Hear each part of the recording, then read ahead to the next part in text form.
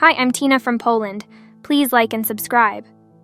I was born into a super rich home. My dad owned the largest store in the country, and my two brothers were billionaires as well. My long brown hair and my blue eyes caught the attention of everyone whenever I went out with my dad. Wow, your daughter is so beautiful. People would shower me with all sorts of gifts. I loved it a lot. I mean, who wouldn't? I would always want to go out with Dad, but he wouldn't let me, and he had his reasons. I was the only girl in the family. My mom left when I was a baby. When she left, Dad said I became really sick. I was taken to the best hospital in the country. They did all they could, but I didn't get any better. I spent a year in the hospital, and eventually I got better. I'm so glad you're fine now, sweetheart. Since then, my dad and brothers walked on eggshells around me, and they spoiled me silly. They bought me the most expensive gifts. My dad even got me the most expensive necklace in the world. I love them, but sometimes they do too much. The only person who treated me like a normal kid was Jerry, our next-door neighbor. Jerry and I were inseparable growing up, and we had the best time together. When people made fun of my long brown hair, Jerry always defended me. We would play silly pranks on my brothers and laugh as the pranks played out. That all changed when Jerry's parents decided to move to another country. Jerry's mom got a sweet fashion deal in Paris, and they had to move. I was devastated. I wanted to sneak Jerry into my room so that we could start living together. But my brothers found out, Jerry left, and I was all alone. It took me a while to make friends in high school, even though I was the prettiest girl in school. I had gotten so used to Jerry that I couldn't just flow with any other person. One day I was on YouTube watching Luna videos. When I stumbled upon a channel, it was Jerry's. He'd gotten so big and handsome.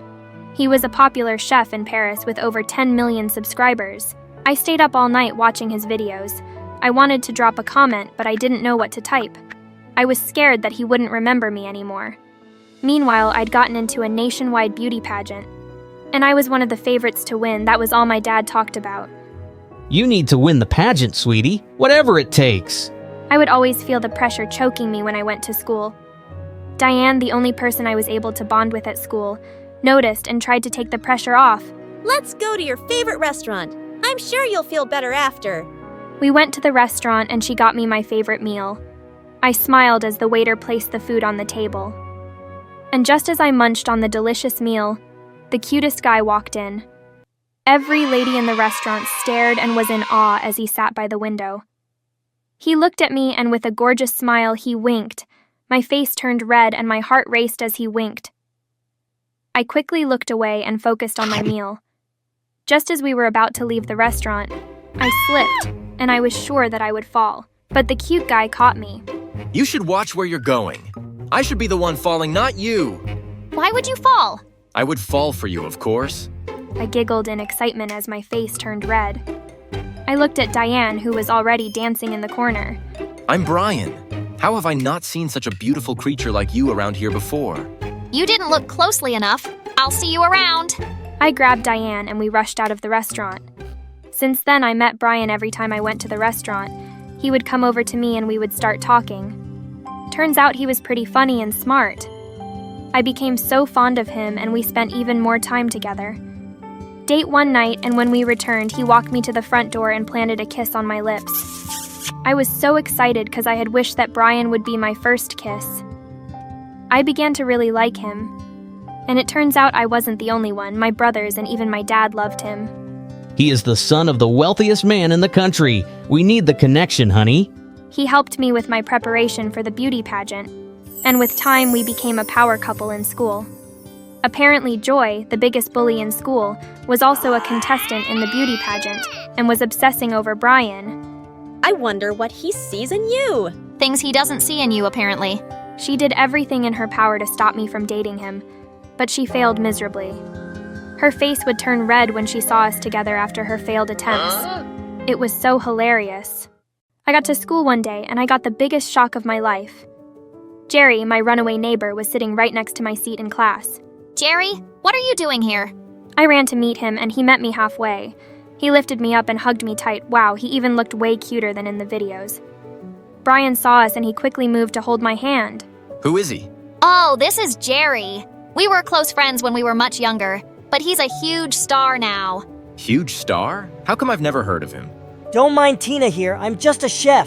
What are you doing here, though? Oh, I moved back here. My mom wants to spend more time here, and I miss this place as well. I was so excited that I hugged him again. Brian pulled me back and placed his arm on my shoulder. It's good to see you, Jerry. I waved at Jerry as I walked out of the class with Brian. The wonderful memories I shared with him growing up rushed back to me as he smiled at me. He came to my place after school and we spoke for a long time. He told me all about Paris, how he learned to cook, and how he became a teenage sensation overnight. My mom helped me with everything, and that's why I love her so much. I'm really happy for you, Jerry, and I'm glad you're back. Just as Jerry was about to leave, Brian walked in. Oh, Jerry's here. I was on my way already. Let me leave you two alone. Good night. Jerry sounded so cool and mature, and he was dressed well too. Brian and I spent time together, but all I could think about was Jerry. I started spending more and more time with Jerry, and I began to realize just how funny and smart he was. Whenever his brown eyes stared at me, my heart would melt, and I could feel the butterflies in my stomach dancing. I was falling for him, and honestly, I loved it. Brian, on the other hand, had been buying me nice gifts since Jerry came back. He even got me a very expensive car, which I really loved. One time I was walking with Diane, and all of a sudden I tripped, and as I was about to fall, Jerry, out of nowhere, caught me. He held me in his arms for a while, and I just stared into his gorgeous eyes. He reached out to kiss me, but Brian walked up to us that moment. What's going on here? I pushed Jerry aside and ran away. I was so confused I didn't know what to do. The day of the beauty pageant grew closer and I began to panic. Don't be a baby. We've practiced, and I've helped you a lot. I'm sure you'll be fine. He sounded so much like a jerk, but he was right. We had practiced so much and I could feel the confidence building inside of me that all crumbled when Joy the witch accused me of stealing. She would never do that. Yes, she did, and I have the proof.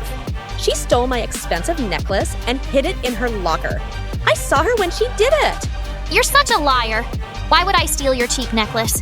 Why don't we find out if I'm a liar or not? Then, open your locker. To my biggest surprise, the necklace was placed on one of the books in my locker. How did it get there? My jaw dropped as the principal picked up the necklace. Everyone looked at me weird, including Brian. My dad and brothers were certain that when I was called into the principal's office that I couldn't steal. They had bought even more expensive necklaces for me. So why would I steal one? You are hereby disqualified from the beauty pageant, and you must serve detention for a week. I ran out of the principal's office crying. I couldn't believe it. Everyone would think I'm a thief and they wouldn't believe me anymore. Jerry walked out of the shadows and he came over to me. Hey, I heard what happened. Are you okay? Leave me alone. Jerry, I know you think I'm a thief as well. I could never think of you like that. And I know very well you are not a thief. I'm glad you believe me because no one else in the school does, including Brian. I don't know what to do. I started crying, and that was when Jerry moved closer to me and hugged me tightly. Just ignore them. We'll figure something out. Trust me. My first day in detention sucked. People looked at me differently, including the teachers. Jerry then came and made everything easier. We spent time together in detention and we got even closer. He stayed with me all the way through, and he also walked me home just to make sure I was safe. The beauty pageant was days away, and the entire country was buzzing because of it. Joy was the clear candidate to win, but there were talks about McKeely winning as well. She was my favorite. She was so pretty and kind. She had the cutest blue eyes I have ever seen. Jerry made sure I continued with my practice, even though I didn't want to. You can still be called back in for the pageant, so you need to be ready. On my way back from detention one day, I felt really sick. My knees became weak and I was dizzy. I fell to the ground and was rushed to the hospital. When my dad got to the hospital, he demanded that I'd be transferred to the same hospital I was admitted to when I was much younger. I was in a coma for 2 weeks. Everyone was worried sick. Brian, who had disappeared since Joy accused me of stealing, came back and stayed by my side. Jerry was there too, and they both argued from time to time about who deserved me more. How could you abandon her when she needed you the most? You don't deserve her. And who are you to decide that? She's my girlfriend, and there is nothing you can do about that. The doctors ran some tests, and they found out I had a rare kidney disease and I needed a kidney transplant. Dad couldn't be the donor because he had the same disease. My brothers were on a very important business trip, and they weren't even told that I was in the hospital. Diane gave excuses and Brian ran away again. Time was running out and I needed a donor quickly.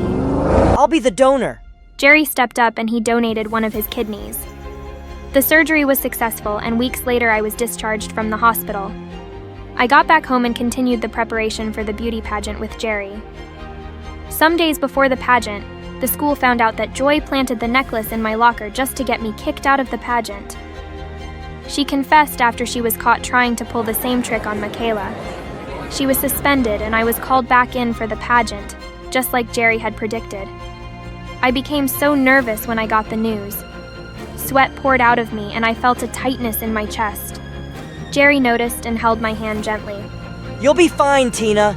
This is what you trained for, and I am so proud of you. He smiled at me and I hugged him tightly. What would I do without you?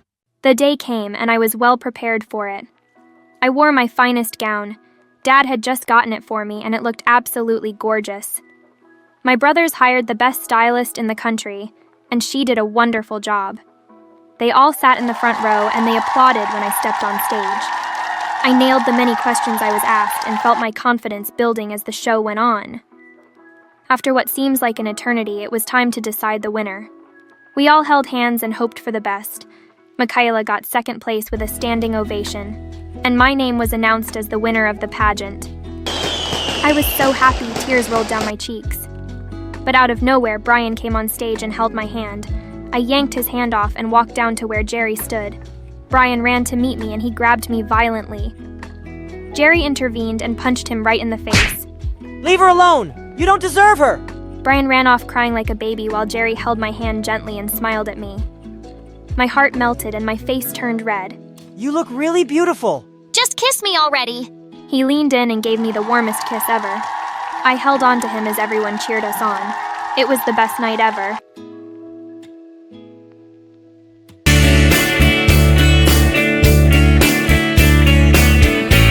Hey, it's Juniper the Rhyming Whiz. Please like and subscribe. Ever since I was a kid, I've loved poems. It all started with my amazing grandma and her incredible library. People would line up just to catch a glimpse. But when I turned 13, something really bad happened. My grandma left us, and because of a big business loss, my parents had to close down the library she loved so much. It was heartbreaking to see her special books being sold off. I felt so sad and lost. Without her and the library, life went on. But one day I spoke. I wanted a real gem, my grandma's co-letters edition book of Emily Dickinson's poems. I knew I had to get it to honor her memory. Oh my God, Mom, Dad, I need to have this, please, please. It's pretty expensive. I know you want this because it once belonged to your grandma, but honey, we can't afford this and you're just 16. Do something fun like some TikTok dances. Isn't poetry like watching grass grow? I knew Mom and Dad would never understand my love for poetry, so I decided to take matters into my own hands. I took every job I could, from mowing lawns like a boss to delivering newspapers. One day, while I was sweating like crazy, Mrs. Peterson, our neighbor, approached me with an offer. I just couldn't refuse to babysit her toddler son Tim, but I was a bit unsure. While Tim was as cute as a button, his older brother Jim with a handful. We were in the same class, and that dude had a special talent for getting into sticky situations with his failed magic tricks. But beggars can't be choosers, so I accepted the job. So there I was, babysitting like a pro, changing Tim's diapers, and trying to keep Jim out of trouble. One day in the library, I was reading a poem and Jim looked over. What's so fascinating about those words? Poetry is like a secret language of feelings and thoughts. It's like life in a nutshell. Bro, you should try it. And he did, for the first time. I had a friend who showed interest in poetry, and I appreciated it. One day, Jim and I were playing at the play area when he went to buy me some water. Right then, Aaron, of all people, came over to me. I'm not going to lie, my heart was literally racing with excitement, but what he said next shocked me. What are you doing here with Jim the Dim? Shouldn't you be with someone like me? Did he really have to? No way I was going to just stand there and listen to him diss my bestie. Hey, don't call my friend back. Just look. He's so dumb, he couldn't even figure out how to get water without making a total fool of himself. What an idiot. Whatever. At least he's not a jerk like you off, Aaron. Once Jim finally returned with a water bottle, he could tell something was up just by looking at my face. Hey, what's going on here? Is he bothering you? Back off, loser. Can't you see we're having a little chat here? She is my friend. If you're bothering her, you're bothering me too. That's right, we are a team. So just back off and let us enjoy. Aaron's face turned redder than a chili pepperetta hot sauce convention as he walked away, and I realized he's definitely not the guy I thought. The next day at school, when I saw Jim, I was stunned. He had a black eye. What the what? Who did this? Ugh, it's nothing. I fell from. Don't you dare give me that fell from the stairs. Spill the beans. What happened? I got into a fight with Aaron. He did that.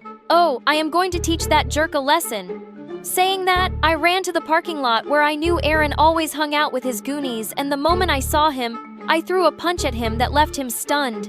You'll regret this, Juniper. I'll make you pay. How?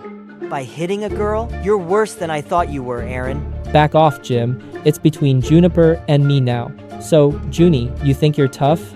Yes, she wants to see how tough she is. Let's settle this with a rap battle. Yeah, I know you've been preparing for it. So, Aaron, are you up for the challenge? Because Juniper destroyed you here, and she's going to destroy you there too.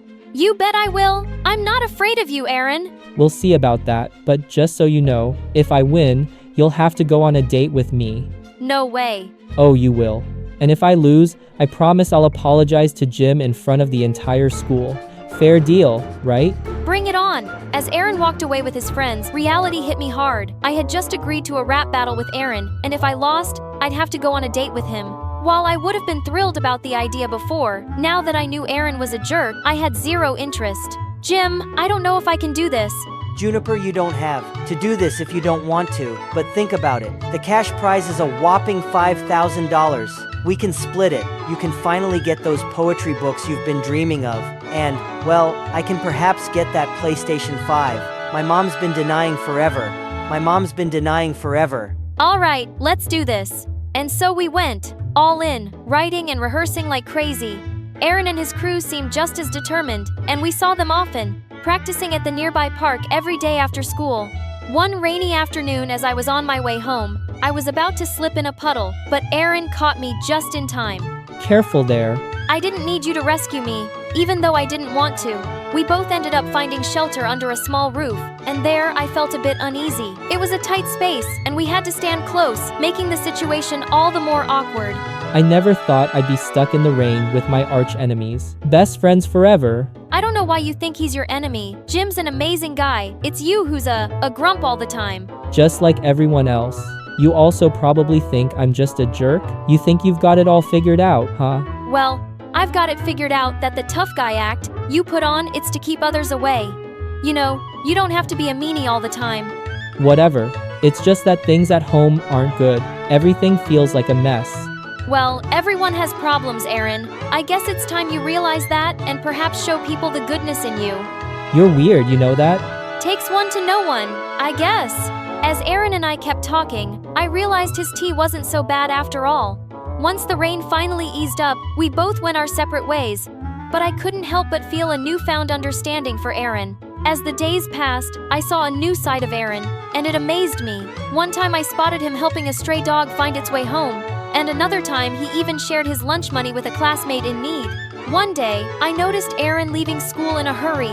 Forgetting his phone, I chased after him on my bicycle and found him at a hospital, sitting in a room and crying. Hey, Aaron! What are you doing here? You left your phone at school. Is everything okay? You seem upset. It's none of your business. This is my mom. She's been in a coma for a long time. I come here every day to see her. Oh my God, I had no idea. I hope things get better for you.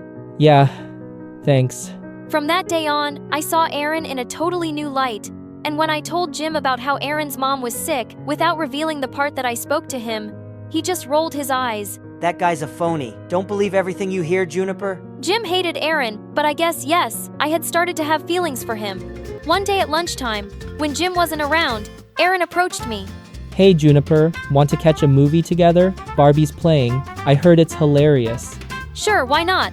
But just as friends, right? But Barbie, are you sure? Absolutely. I know you'll love it. And if you love it, I'm sure I'll love it. I'm talking too much. See ya. Day of the movie arrived, and I had come up with a plan to watch Barbie with Aaron without Jim knowing. I told Jim I was feeling sick and needed to rest. At the cinema, Aaron and I laughed our hearts out at the silly scenes in Barbie. It was so fun. But as we left the cinema, I was in for a surprise. Jim was standing there looking heartbroken and hurt. Juniper, you lied to me. I thought we were supposed to be best friends, and here you are with Aaron of all people. It's not what you think. Jim Aaron is a really nice guy.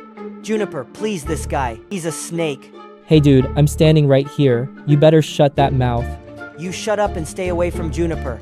Jim threw a punch at Aaron and knocked him on the ground. I was shocked. Are you crazy, Jim? What's gotten into you? You hurt him badly. But Juniper, you're my friend. You're supposed to be on my side. Jim, I'll be friends with whoever I want. I can't stay around you. It's like I don't even know who you are. I then helped Aaron up and walked him home. He could have pressed charges against Jim, but he didn't, which was very kind of him. In the days that followed, Jim tried to contact me many times, but I wasn't ready to talk to him yet. It felt like everything was spinning out of control, and I needed some time to sort out my feelings. So, on the day of the rap battle, instead of participating, I messaged Jim that I wouldn't be joining. All he replied with was a simple, "Okay." Feeling torn and anxious, I decided to at least visit the rap battle to see Aaron perform and support him. But what I saw there left me shook.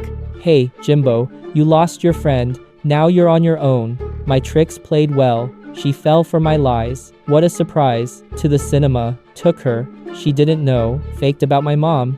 My emotions went wild as I heard Aaron's hurtful words. Seeing Jim's pained expression, it hit me hard. He was right about Aaron's tricks. It all clicked. He had done the whole nice guy act to distract me from the rap battle. He messed with the wrong girl. Without even thinking, I jumped on the stage next to Jim. Jim, my buddy, you know I got your back. Through thick and thin, we never lack fake friends leave, but we stand tall, bonds unbreakable, never gonna fall. They're just haters, but we're the real deal and that's all. I knew you'd come. I had to. Now come on, let's win this thing. Jim and I were doing amazing. We were spitting verses in the mic like we were on fire. In the end, it was us against Aaron and his gang, and I decided to bring my A game and finish him once and for all. In the end, we totally nailed it and won the cash surprise. Remember, true friends got your back no matter what. Fake people and lies can't break real friendship. Trust your buddies. You know those stories about the sons and daughters of famous people? Well, that's not my story. I mean, I am the daughter of an Oscar-winning actress, yes, but my story is far crazier. My name is Layla, and I live in a huge mansion in Beverly Hills with my mother. It had always been just the two of us. I never knew my dad, and Mom never spoke of him. I didn't have siblings because Mom said pregnancy ruined her perfect body once, and there was no way on earth she would let that happen again. But Mom was delighted to have me. You see, I had my perks. I was a beautiful baby. So much that by the time I was 3, Mom had me cast hundreds of ads and made sure my face was everywhere. Magazines, TV commercials, formula, even diapers. But I didn't care much for it. On my 4th birthday, my mom woke me up. Honey, wake up. We're about to be late for the photo session. Mommy, I don't want any more photos. I want to watch Cinderella. It's my birthday. Cinderella is poor and filthy. You have nothing to learn from her. We did not watch Cinderella, but while Mom was super proud that I had started my career so early, I just thought feeling lucky was a pretty crummy feeling. I was always tired and so bored. We were always traveling, and Mom only paid attention to me to explain how important beauty creams and lotions were. Once I asked her to read me a bedtime story, and she laughed and tossed the book aside and said, "Oh, sweetie, stories are for dumb, ugly kids. You need to know how much more important it is to start using this lotion early." I wasn't even 5 yet. Mom decided that I should be homeschooled since my schedule was tight and there was no room for school. But by the time I was just 6 years old, I started to try to learn about creams and beauty processes. Because when I didn't, Mom stopped talking to me and ignored me. The first time I tried a DIY face mask, my mother was thrilled. I knew you weren't dumb. I was so happy with her attention that by 7, I was practically professional. I knew everything there was to know about beauty, and trust me, I knew a lot. Day creams, night creams, shower creams, stringent lotions, and flowers. So many flowers. We lived in a pretty big house, and Mom and I had started cultivating all these flowers when I was 8. By the time I was 12, it was hard to distinguish which part was the greenhouse. Mom loved flowers and was always talking about how pretty I would look because of them. You'll look like a flower too. I was so curious that I tried to add some flowers to my plate, but Mom wasn't the only one obsessed with beauty. And once she finally allowed me to go to school, I began to realize everyone was obsessed with beauty. Not only was I famous, but I was also a living encyclopedia of DIY beauty hacks. So obviously, every girl wanted to be my friend. One day, they all started to beg me to take them home. We'd love to see where you live. I was thrilled I'd never had any friends over, but as soon as we got home, they ran to Mom and said, "Oh my God, we thought we'd never see you." Adopt me so I can be as pretty. My mother was delighted with my new friends. She turned to me and said, At least you're smart enough to be friends with the right kind of girls. Then she spent hours talking about flowers and beauty. Pretty soon, I realized that I didn't have any real friends. Everyone just liked me so they could be beautiful. I talked about flowers at home. I talked about flowers at school. I was beginning to lose my mind. Luckily, around that time, Mom took me to the Cannes Festival. That's when my entire life changed. We went to see an art exhibition of this famous artist and the paintings. That was a whole new world for me. And suddenly, I realized I wanted to do that. I wanted to paint flowers. I immediately signed up for art class at school. I became obsessed with it. A few years of practice, and I was getting really good at it. It was my hiding place because my friends just wanted to drag me to the mall all the time. You're so lucky to have your mom. Mine doesn't understand anything about beauty or fashion. She lives in flip-flops. Oh gosh, don't even get me started on mine. She doesn't even know what a primer is. But now, I started to care even less about fashion, and that translated to my clothing quite quickly. One day, we were walking through Rodeo Drive, and my mom looked uncomfortable. I was enjoying a greasy bagel. Honey, people are staring at you. So, You're not even wearing makeup. she stopped walking and looked at me desperately. You look ugly. I realized we were in front of the beauty salon. I sighed, and we got in. It was still nice to share a moment with my mom from time to time. This was the only place where she was really happy. Layla, it's been so long since the last time you were here. The shop owner put on her glasses and scanned my face closely. Oh, that porcelain skin. No makeup at all and still perfect. It reminds me of your mom's younger days. My mom looked at her annoyed and didn't smile again. Throughout the entire day, I got the impression that something changed beside her. After that, she became more obsessed with creams and lotions and makeup and fashion, and the day I said, "I want to go to art school when I graduate," she snapped. That beautiful body of yours is not going to last forever, you know. Do you know how lucky you are to have inherited my genes? All your friends would kill to be in your place. Maybe. I don't care about beauty or fashion. Maybe I don't care about your stupid creams.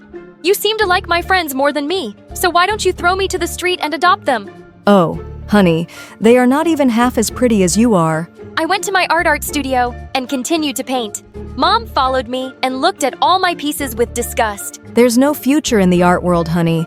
You should take advantage of your beauty while it lasts. Like you did. It doesn't look like it worked. What are you talking about, you little brat? Look around you. How do you think I got all this? You really think you'll get all this with those stupid drawings? I don't care if I get all this. I never cared for any of this. All I ever wanted was to be with you. Mom rolled her eyes and said, Drama, drama, drama. I wasn't going to leave my dream aside, so I applied to every university in the country that had a good art program. My mom looked at my computer monitor from behind and said, I'm not paying for this nonsense. I don't need your money. My art will speak for me. I received acceptance letters from 6 different universities. High school was finally coming to an end, and I would probably choose the one with more miles between it and my home. I felt invincible and free. But when I got home that afternoon, not only was my mom not there, but all my paintings were gone. I started panicking. I needed my work for university. I had over 50 pieces. Where the hell were they? My phone started to buzz with hundreds of messages. Your mom is so awesome. I didn't know your mom was such a gifted painter. Your mom rocks and emoticons everywhere.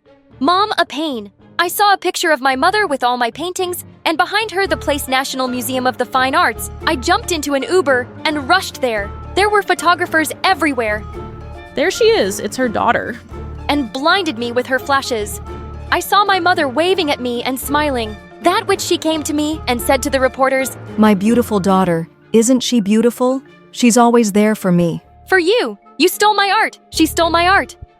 The flashes stopped for a moment, and then my mother started laughing. Everyone laughed too and followed her back inside. You will not get away with this! But it was too late. I was alone.